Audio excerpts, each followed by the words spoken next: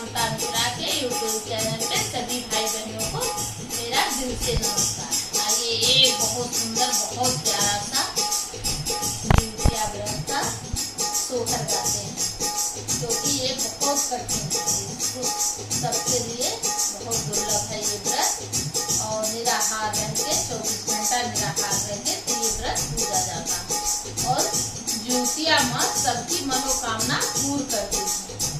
इसलिए व्रत सब महिलाओं को, सब सवालों को करना चाहिए पुत्र की प्राप्ति के लिए, पुत्र की आयु के लिए। जय श्री राम। कान्हा मैं जिउतिया माई के नैहर तो कहाँ माई, सासुर तो कहाँ माई, सासुर हो बहिनी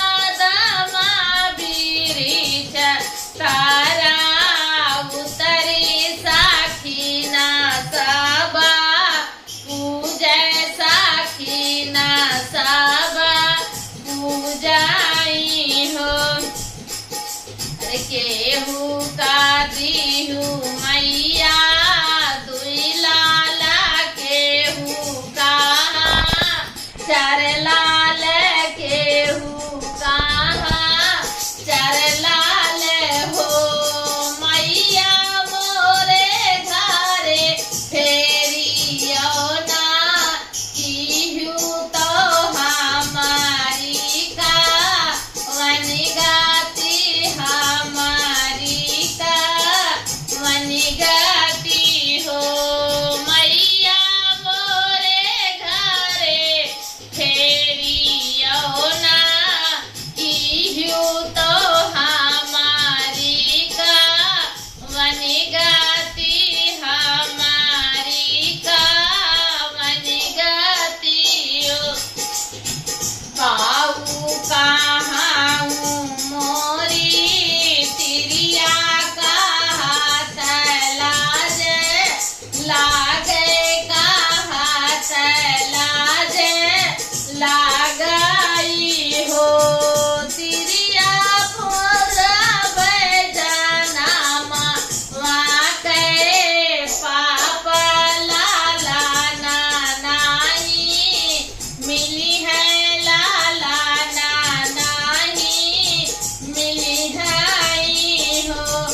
इतनी बचन सुनी तिरिया तो बाहु तैदू हितबाई, बाहु तैदू हितबाई हो मैया तोरे आगे ताजा व्यापार नवा तो एक ही बा लख बिना, एक ही बालक बिना हो मैया तोरे आगे ताजा रनवा तो एक ही बालक बिना, एक ही बालक बिना हो। पहिला बाला कावा बोलावे तो जांघा बाई, ठावे तो जांघा बाई ठावाई हो। बालक छावे दीना के बा